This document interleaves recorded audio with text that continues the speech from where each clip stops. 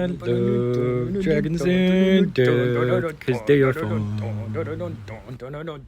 Alright, so on this one, I decided I'm going with The Crown, because it heavily features King Bobby, and they're basically just having a long conversation.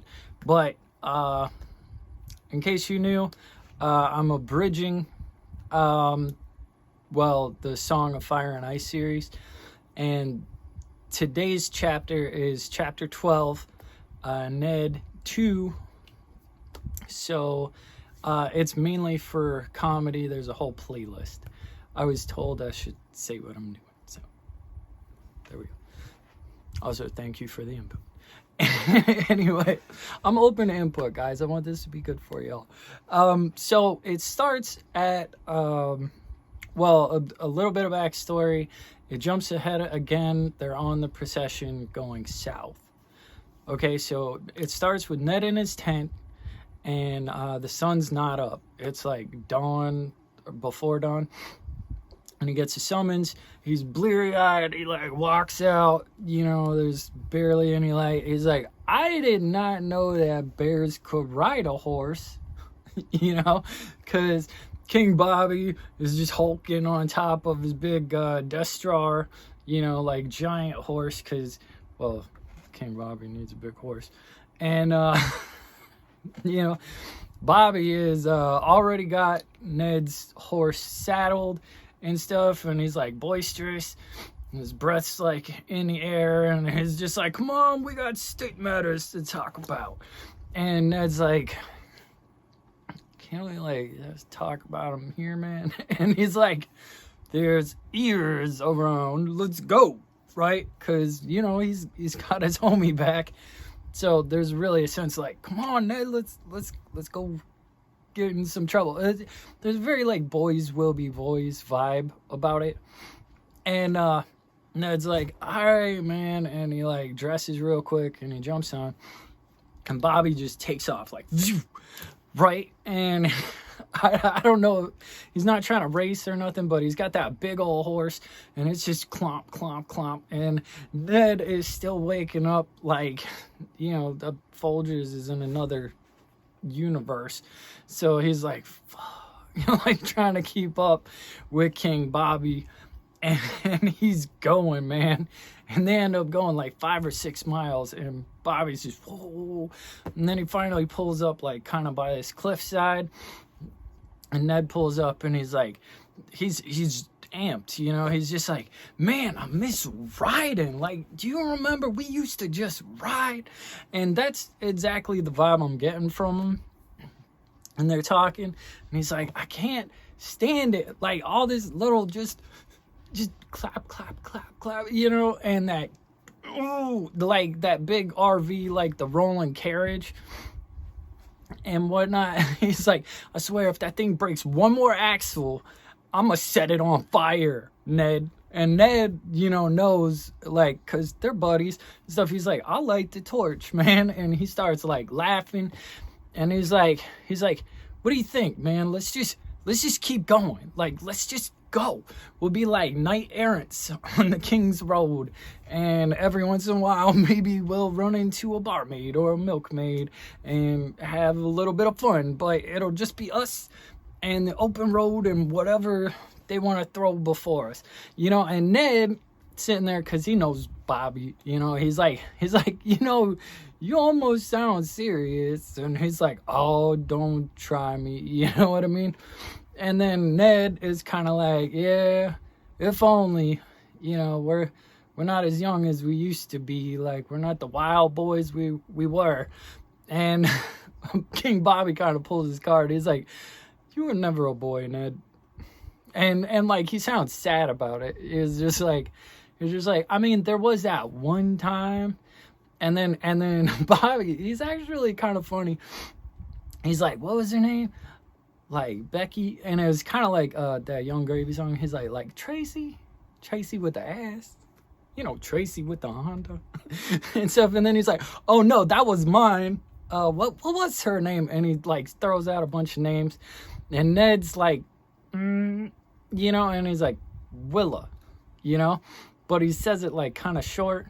And he's like, yeah, Willa, man, you never told me what she looked like. She had to have looked amazing to get Ned Stark to, forget his honor for even an hour. And Ned's like, man, can you lay off it like just a little? Because, I disrespected Caitlyn. I disrespected myself. Like, that's not cool. And King Bobby, like, this is how you can tell they're, like, really friends. Because he's like, dude, you're too hard on yourself, man. You barely knew Caitlyn. You know what I mean? Like, you barely just met her. And Ned's like, I married her and she was pregnant with my kid though. And he's like, man, bump that, okay? First off, no woman wants Baelor the Blessed, who I'm guessing is like some kind of saint, in her bed. You know what I mean? And he's just like, can we please just change the subject? Because anytime you mention like his mistress or whatever, apparently he's done. He does not want to talk about it, period. Which I find kind of sus, because Bobby is his best friend in the world, and all Bobby knows is her name, period. He doesn't even know what she looks like, and then his wife, who he loves so much, he was just like, never ask me about Ashana, like, ever. And see, he didn't say Ashana, he said Willa. So none of this is adding up. But okay, so they he's like, fine, and he's like, anyway, Varys, the eunuch, because I guess there's a eunuch named Varys, who he was also like with the Mad King as well, King Aerys, that they usurped, or I don't know, liberated or whatever. He was also like in his court and stuff. I guess he's kind of like a spy master, like sneaky guy and stuff. But he's like, he gave me a pretty worrisome report, and Ned's like, yeah, a report from who? So I don't know if Ned doesn't trust Varys or what, but he brings up Mormont, from hanging out with Viserys and Dany and stuff. And he's like, you remember Jorah Mormont? And Ned, because they actually expand a little bit, they're like, Ned's like, yeah, screw that guy. Because I guess the Mormonts were like a proud, noble, strong house. But they're out on this place, Bear Island, which would be why, his arms say like a bear. And it just don't grow nothing. Like, it's kind of desolate land. It's like a far off island. They don't have a lot of money. And that's why when he caught the poachers, he sold them to the slavers to try to, get some money in the coffers. But, that's illegal.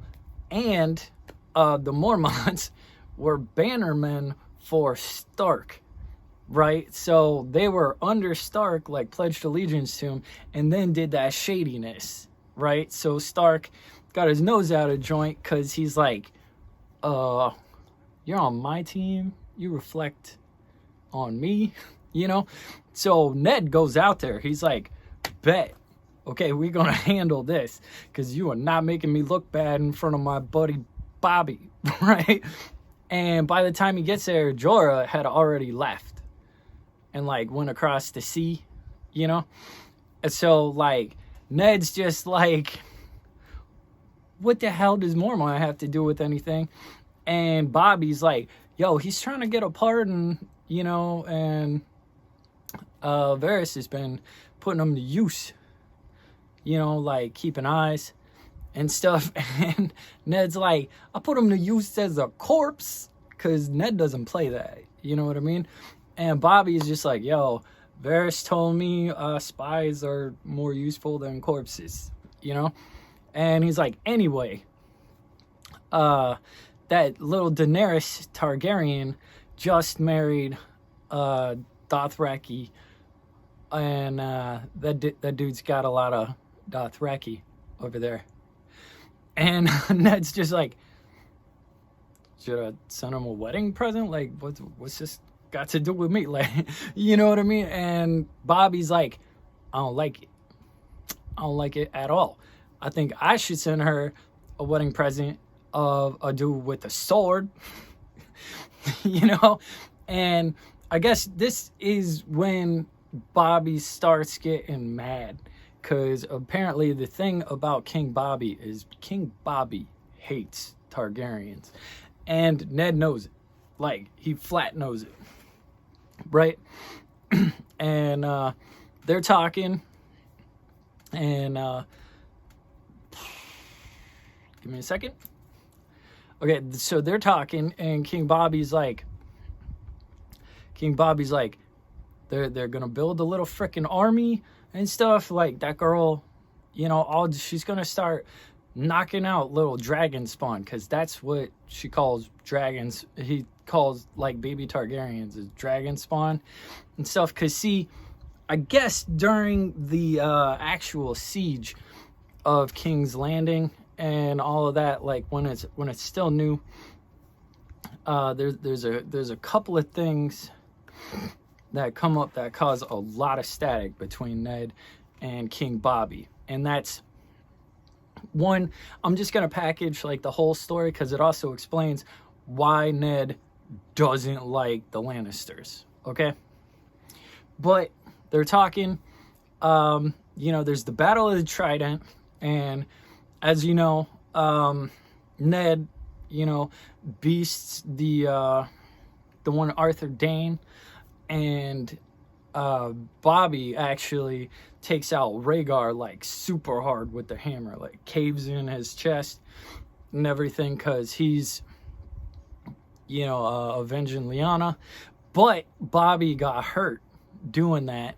So when they start routing back to King's Landing and stuff, you know, Bobby's just like, Ned, get him, you know. And Ned, you know, being Bobby's like main dude, he's like, say no more, you know, and he starts going. So they're fixing to whoop some Targaryen ass. He's fully expecting the gates to be shut and everything, and they're gonna have like a pretty big fight.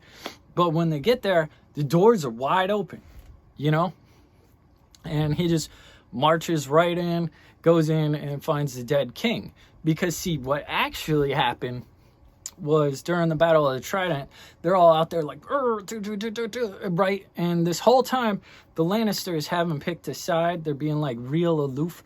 Like, anytime someone's like, call for arms, you know, either side, they're just like, oh, I guess the crow got lost, or you got sorted into my junk crows, right?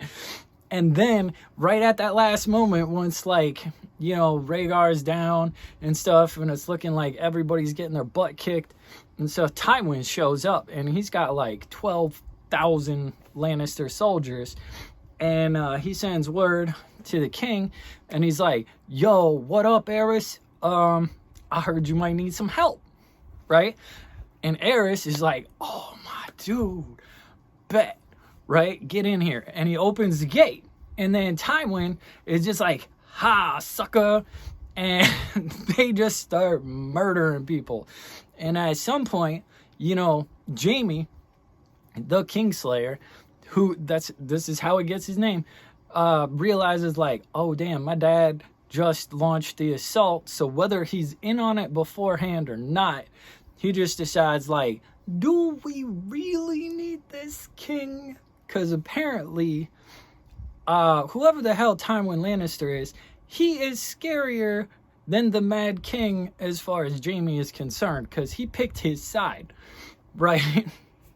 So Stark, you know, goes up in there. He's getting to the throne room, you know, like the main hall, and he's riding down and stuff. And there's Aerys, you know, on the floor, drowned in his own blood, throat slit. And then you got Jaime Lannister just up in the Iron Throne, like actually sitting on the throne, like with his sword across his lap, just posted up. And Stark's like sitting there like, that's not your throne. Like, are you kidding me? Like, people die for this. And he pauses, like he even pauses, and then he gets up and he's like, oh, don't worry, it's not comfy anyway. And we'll get to that story in a bit, you know, but Ned never tells King Bobby about this. You know, he's just like, oh, you know. So basically, they did all the work, and then the Lannisters came in at the last moment and deceived, like took it by treachery and stole the last kill. And I'm pretty sure that's a large part of why Ned's like, I don't like Lannisters. Bobby, on the other hand, is several steps worse about Targaryens, because like he even flat says, he's like, I will find every Targaryen, I will make them as dead as their dragons, and then I will pee on their graves. You know, like to Ned. And Ned knows, like, Ned ain't saying nothing. He's just like, because, you know, like when you got that friend that gets crazy about like that one thing and stuff, that's that one thing, right? So Ned's just like, bet. No, get him. You know, like he's not even trying. And it turns out like during that, yeah, and right after, Tywin, who apparently is exactly as cold-blooded as I had assumed, he kills Rhaegar's wife and son. Like they say, basically, they pull her out of bed, kill her, take the son or pull him off her breast or whatever. I don't know if that's a metaphor or not.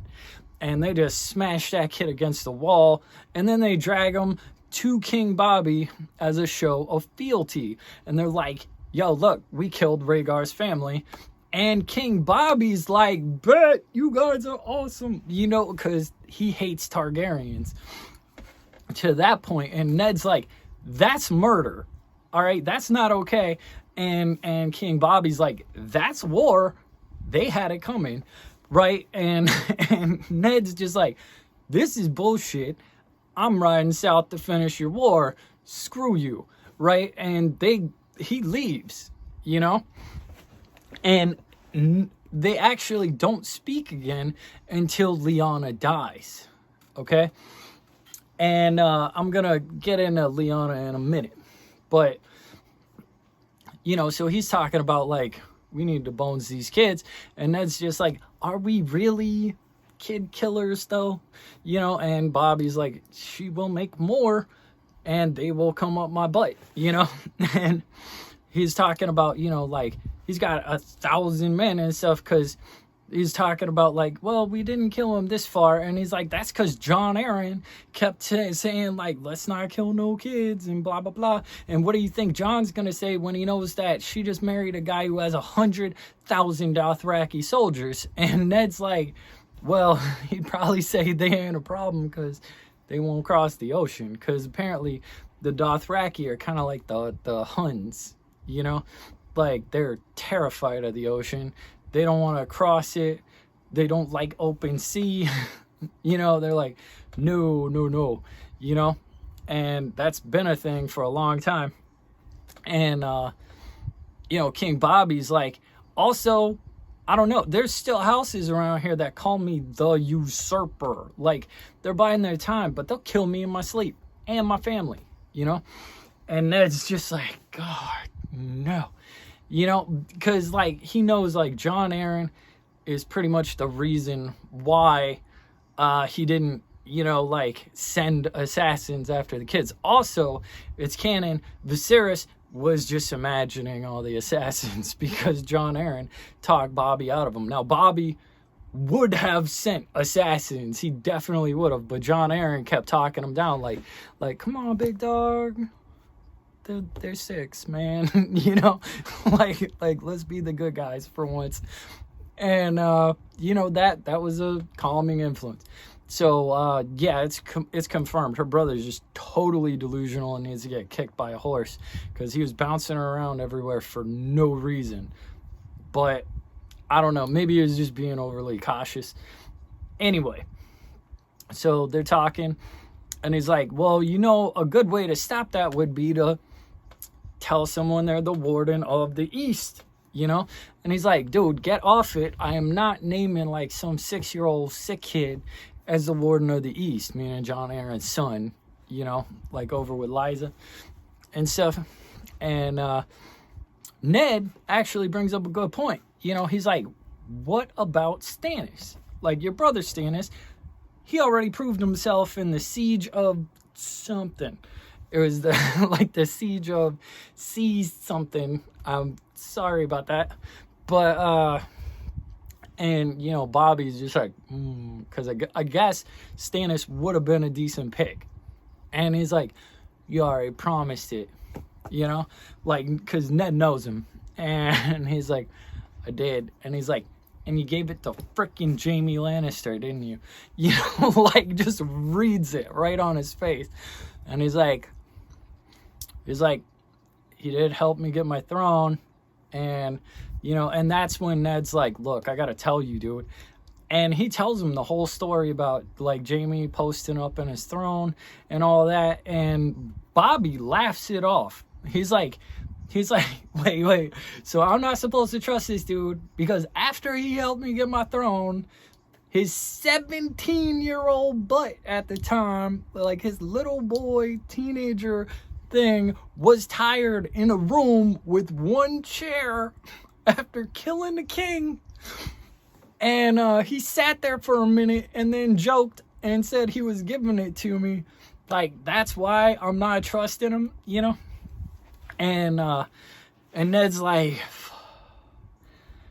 you know, because of like the subtext of him saying that is like, because he points out, he's like, but he's going to inherit Casterly Rock at some point and his father's station as the guardian of the West.